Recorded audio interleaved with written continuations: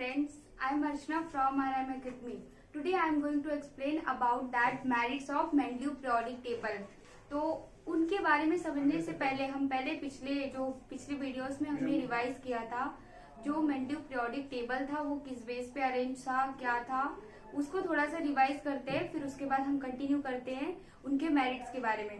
तो हमने देखा था कि मतलब मेंडलीव जो थे उन्होंने मतलब एलिमेंट्स को किस बेस पे रखा था, एटॉमिक मासेस के बेस पे उनको अरेंज किया था और उन्होंने मतलब उनकी फिजिकल और जो उसकी केमिकल प्रॉपर्टीज, डेंसिटी और ऑक्साइड्स उस बेस पे मतलब उनको अरेंज किया था। ये सारा मतलब और भी अच्छे से मैंने उसमें बताया। अगर आप लोगों को मतलब और अच्छे से जानना है तो पहले पिछला वीडियो देखिए, फिर उसके बाद आप ये देखिए तो आप लोगों को अच्छे से समझ में आएगा कि मैंने उसमें प्रॉपर तरीके से क्या बताया था। तो उसके पहले अभी हम मेरिट्स देखते हैं, ठीक है। Merits of Mendeleev periodic table. तो इसमें मतलब मेरिट्स बताने से पहले इसमें मतलब उन्होंने कुछ सेंटेंसेस को यहाँ पे दिखाया है। 2 सेंटेंसेस गिवन है, उसको पहले समझेंगे, फिर उसके बाद पॉइंट वाइज ऑलरेडी इसमें गिवन है, उसके बाद समझेंगे।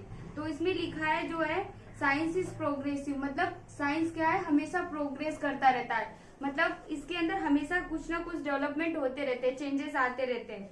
और यहाँ पे एक फ्रीडम के बारे में बताया है। There is a freedom in science to revise the all inference by using more advance means and method of doing experiment.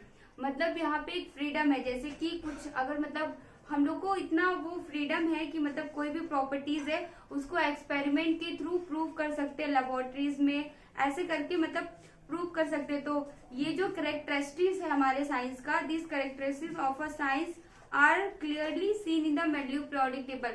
मतलब ये जो करेक्टरिस्टिक है मेंडलीव पीरियोडिक टेबल में दिखाई दिया है। अभी हम पढ़ते हैं, ठीक है। While applying the law that properties of elements are a periodic function of their atomic masses, अगर हम लोग ये जो प्रॉपर्टीज है इसको अप्लाई करेंगे तो जो हमारे एलिमेंट्स है वो एटॉमिक मास की बेस पे ही फंक्शन कर रहे हैं, ठीक है।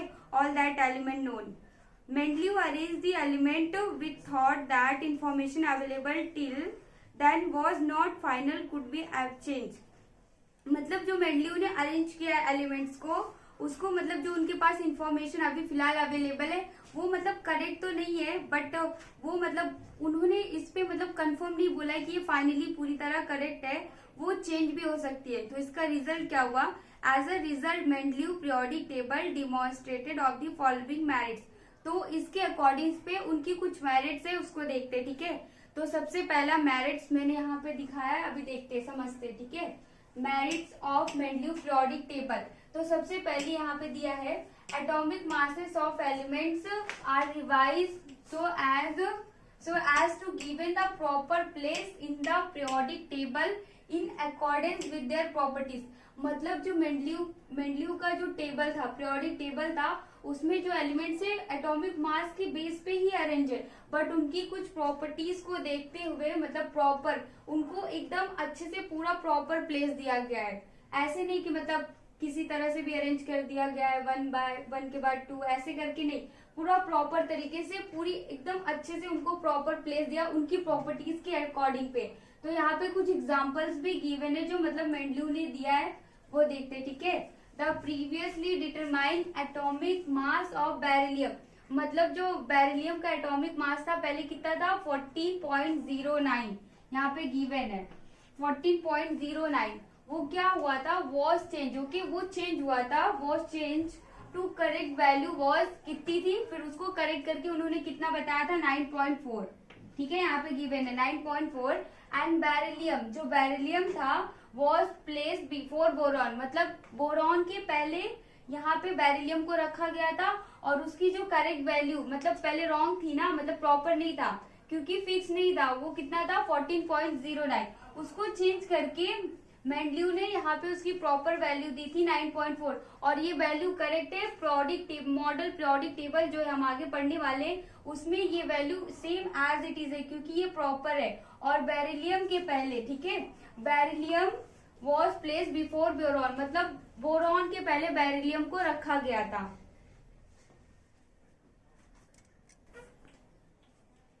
Point number 2, okay.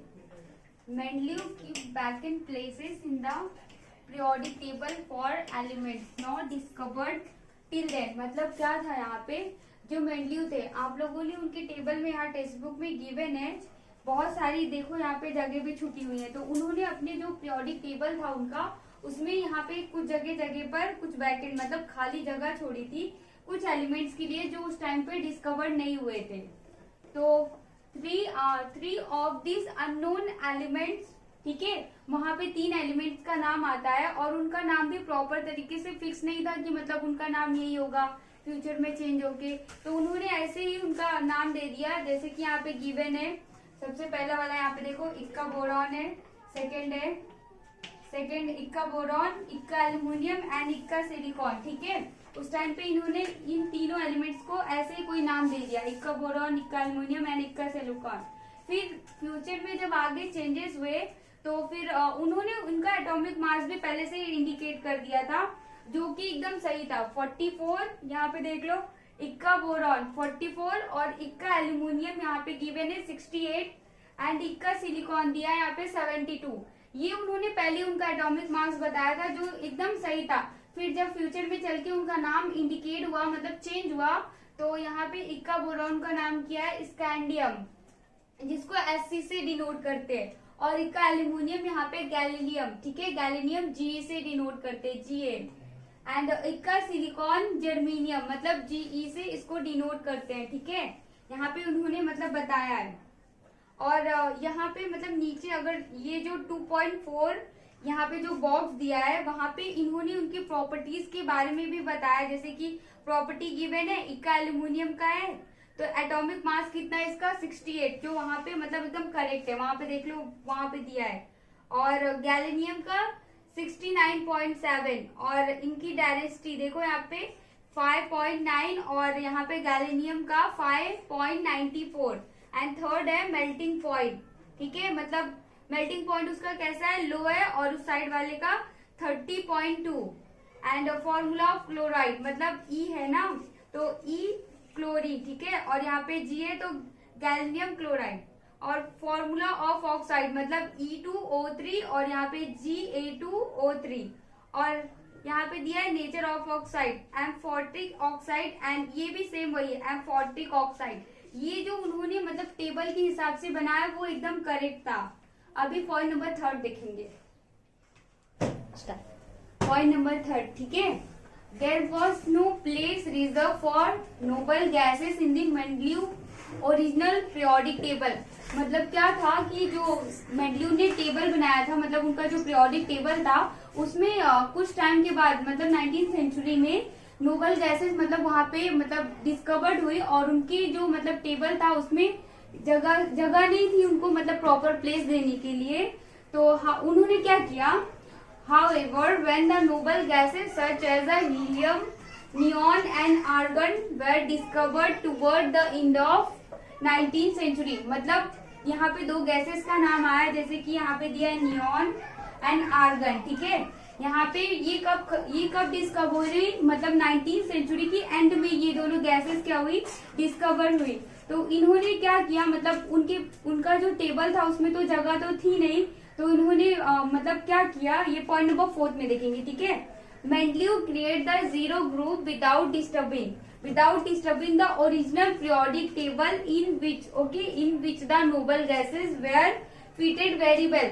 मतलब इन्होंने अपने टेबल में मतलब उनको डिस्टर्ब नहीं किया, मतलब जो मतलब उनका जो एलिमेंट्स अरेंजमेंट था क्योंकि उसमें जगह ही नहीं था तो वो उनको कैसे फिट करेंगे, तो उन्होंने क्या किया एक साइड से मतलब उन्होंने एक जीरो ग्रुप बनाया, उसको उन्होंने नाम क्या दिया है यहाँ पे जीरो ग्रुप। और हमारे मॉडर्न पीरियोडिक टेबल में भी जो भी मतलब ग्रुप नंबर 18 से भी उसको जाना जाता है और जीरो ग्रुप से भी नोबल गैसेस को जाना जाता है जो उन्होंने पहले ही बता दिया है विदाउट डिस्टर्बिंग, ओके, ठीक है, उन्होंने बिना किसी भी डिस्टर्ब किए बिना उन्होंने जीरो ग्रुप बनाया और उनके अंदर मतलब जो गैसेस बाद में डिस्कवर्ड हुई उनको फिट किया और वो प्रॉपर तरीके से पूरी तरह से आ चुकी।